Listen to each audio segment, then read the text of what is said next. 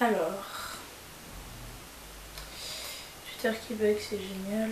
No, no, no, no, turn up and make you say, oh, we are these baby.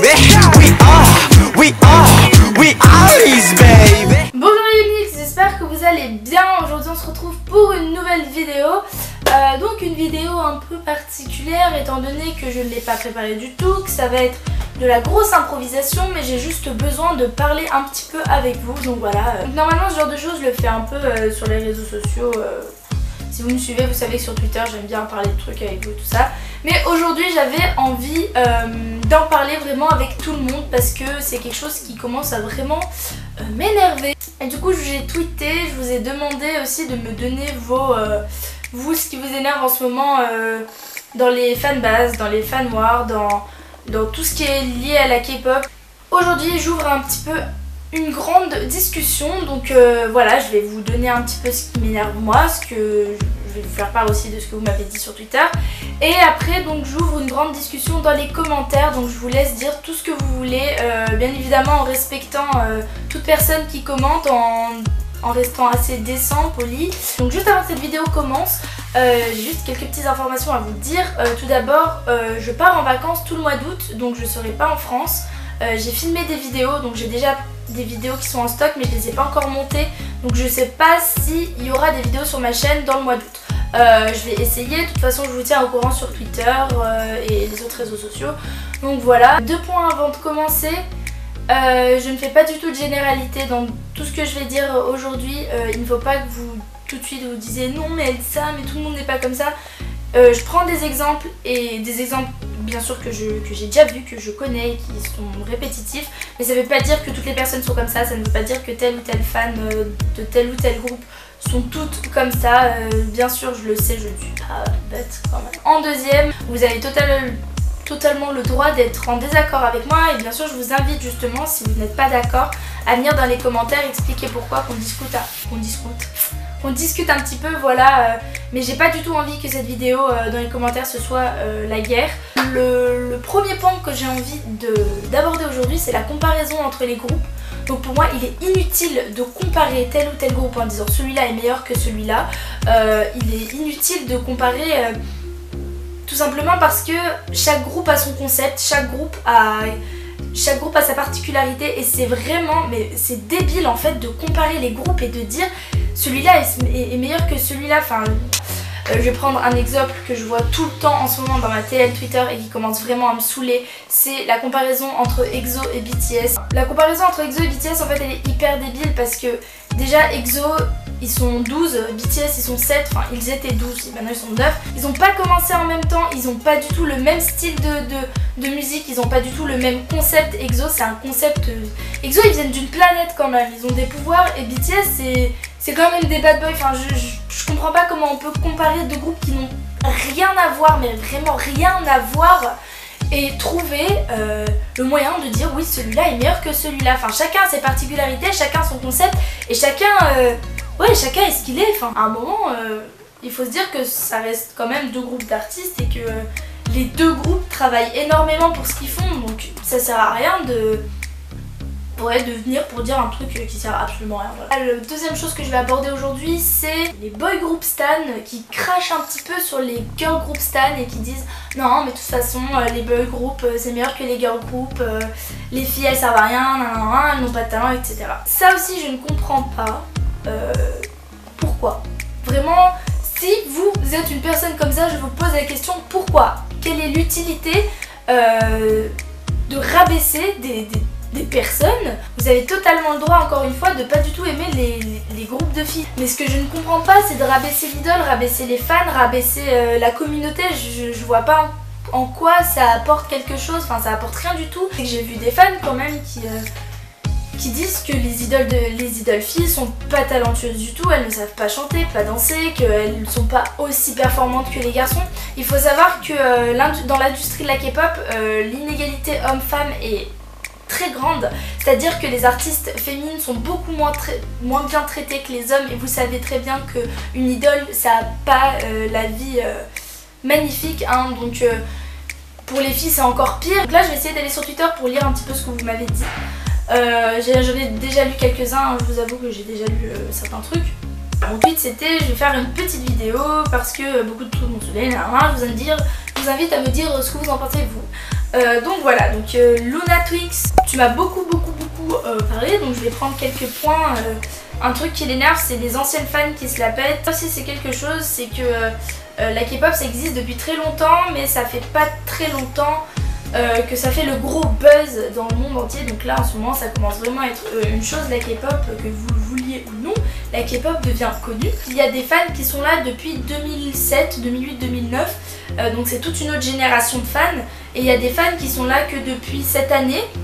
Et c'est vrai que certaines anciennes fans se croient au-dessus un petit peu parce qu'elles étaient là depuis le début et que donc elles ont un peu tout connu. Vous pouvez très bien être une ancienne fan et oui vous connaissez peut-être beaucoup plus de choses que les nouvelles fans, mais ça sert à rien de dire un peu partout sur tous les toits oui moi je sais mieux que toi. Enfin, au bout d'un moment, vous aussi vous avez été nouvelle fan à un moment, vous aussi vous avez, ça vous a pris du temps d'apprendre des choses, donc à un moment ces fans qui arrivent maintenant, elles aussi elles vont être des anciennes fans et elles vont, c'est toute une autre génération. Être une ancienne fan ça ne veut pas dire être maître de la K-pop, absolument pas. Les fans qui cherchent la moindre chose dans des tweets des ARMY pour les descendre, ARMY cancer, ça c'est vrai, c'est un gros truc en ce moment qui est énervant, c'est que donc la communauté des fans de BTS, les ARMY, sont connus pour être un petit peu gênantes, hystériques, extravagantes dans tout ce qu'elles font. Il faut savoir que déjà toutes les ARMY ne sont pas comme ça, hein. La K-pop ça a plusieurs générations et il y a eu à chaque fois une fanbase comme ça. Avant c'était les fans d'EXO, si on remonte à l'époque, il me semble que c'est Wolf, c'était les fans d'EXO qui étaient insupportables.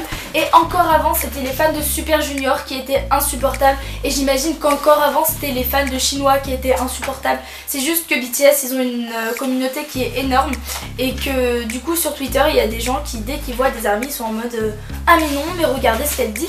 Voilà, encore une fois, c'est pas très intelligent de faire ça. Les gens qui comparent trop de groupes entre eux alors qu'ils sont sûrement entiers dans des groupes et qui en plus prennent clairement un parti, bref, cela dans l'excès. Donc ça revient avec le premier truc que j'ai dit et je suis d'accord avec toi. T'as aussi la donneuse de morale qui t'explique le pourquoi du comment, faut pas rêver de voir son artiste préféré, mais c'est irréaliste. Bah ça rejoint un petit peu le fait de donner trop d'amour à un artiste, voilà, il y a des fans qui te cassent totalement et qui te disent de toute façon tu le verras jamais, il sait même pas que tu existes, Injustice League, donc je mets ton tweet ici. Les K-pop stans qui insultent les autres K-pop stans parce qu'ils n'écoutent pas que de la K-pop, oui ça sent le vécu et ça m'énerve. Alors ça aussi c'est une chose, les fans noirs entre les fans de K-pop et autres fandoms, et puis le fait qu'il y ait plein de fans de K-pop qui n'écoutent que de la K-pop, et ça ils font ce qu'ils veulent, hein. Je comprends totalement ce que tu veux dire parce que moi en dehors de la K-pop j'écoute énormément de choses. Et si on remonte un peu dans mes très vieilles vidéos, je ne filmais pas dans ce cadre-là.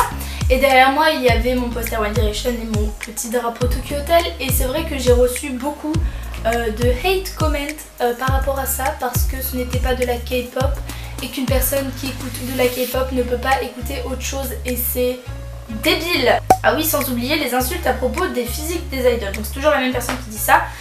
Oui, donc j'allais en venir. Là, je pense que c'est plus par rapport aux fans coréennes. Les fans coréennes qui sont très à cheval sur le physique des idoles.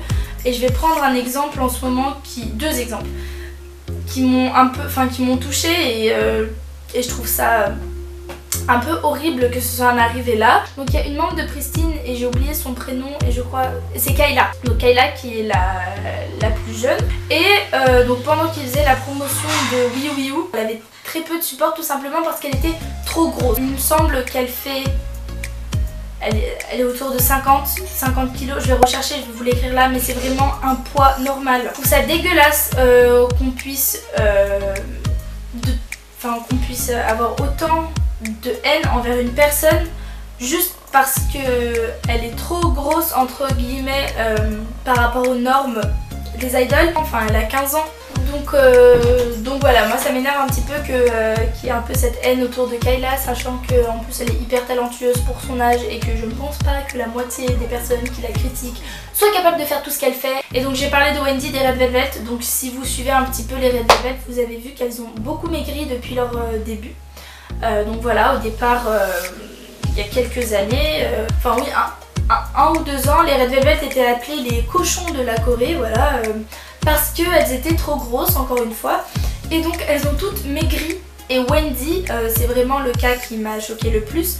J'ai des photos qui sont quand même assez alarmantes. Donc ma soeur vient de me dire que Wendy a dit dans un article qu'elle ne faisait pas de régime et qu'elle avait décidé, enfin qu'elle maigrissait toute seule, enfin comme ça, et que elle aimait bien maigrir parce que quand elle était trainée, elle se trouvait trop grosse. Moi personnellement, je pense que c'est l'agence tout simplement qui les ont fait maigrir. Puis il y a plein d'autres idoles qui sont beaucoup trop maigres. Alors Céline, je sais pas si ça se prononce comme ça, il me semble que ça se prononce comme ça.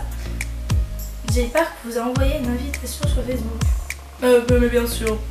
Donc la guerre entre les EXO-L et ARMY, on va faire quoi si on est les deux? Donc voilà, pour vous dire que c'est quelque chose de gros, on m'en parle encore. Donc la guerre entre EXO-L et ARMY, ça dure depuis pas mal de temps maintenant. C'est quelque chose d'un peu stupide parce que je vois pas du tout pourquoi on devrait faire la guerre et pourquoi on pourrait pas être amis, hein, voilà. Moi personnellement je suis EXO-L, avant j'étais très fan de BTS, bon maintenant je le suis un peu moins, mais j'aime toujours autant BTS et je vois pas pourquoi il y aurait une telle confrontation entre les deux fandoms. Et vous avez le droit d'être EXO-L et ARMY, vous avez le droit d'être que ARMY, que EXO-L, mais respectez l'autre fanbase. Donc bam bam. Donc toi. Les gens jaloux quand on a le même bias, c'est ridicule. Ah, mais j'ai du mal aujourd'hui.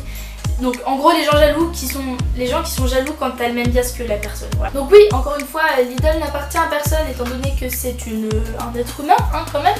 Et que vous pouvez être des milliers de personnes à avoir cette personne comme préférée.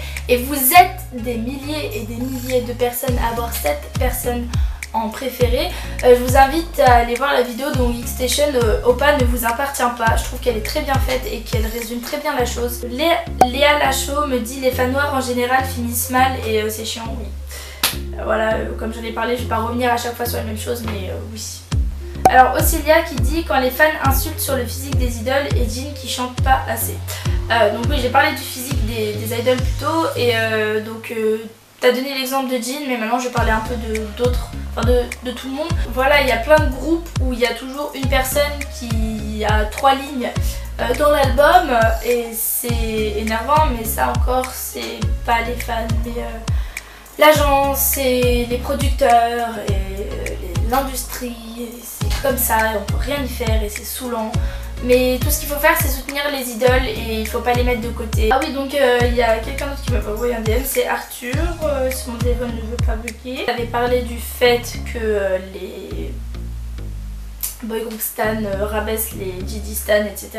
Donc j'en ai parlé plus tôt et je suis totalement d'accord avec toi. Donc mon téléphone ne marche plus très bien, donc je suis désolée s'il y avait d'autres tweets, mais j'arrive pas à le faire marcher, il est tout cassé. Les idoles, elles travaillent vraiment énormément, elles vivent énormément de choses avant d'être idol. Et c'est pour ça que je pense, même si on n'est pas forcément fan d'un groupe, il faut pas le rabaisser. Et faut pas du tout rabaisser les idoles parce que voilà, elles travaillent dur, même si c'est pas quelque chose que vous aimez, elles travaillent énormément pour ce qu'elles font et voilà. Donc voilà, je pense que je vais finir ma vidéo sur ces derniers mots assez... Je vous invite à vous abonner sur ma chaîne si ce n'est pas encore fait. Voilà, on est près des 3000 abonnés, ça me fait extrêmement plaisir. De cliquer sur la petite cloche pour être notifié des vidéos que je vais poster pendant le mois d'août. Je vous invite à me suivre sur les réseaux sociaux, je suis très active. On peut beaucoup discuter. Là encore, si vous n'avez pas de compte YouTube pour commenter, je vous invite à me suivre, allez venir me voir dans mes DM Twitter, Instagram, Snap, où vous voulez. On parle un petit peu si vous avez envie de parler de certaines choses. Voilà, moi je suis ouverte à tout le monde, je parle, voilà, j'ai envie de parler. Plein de gros bisous, je vous dis à très bientôt pour une prochaine vidéo, j'espère qu'elle vous a plu. Voilà, je suis fatiguée comme vous pouvez l'entendre, ma voix elle baisse de plus en plus. Voilà, j'espère que ça va s'entendre dans la caméra quand même ce que je dis. Mais voilà, je vous fais plein de gros bisous, je vous dis à très bientôt pour une prochaine vidéo, passez un bon été, bisous.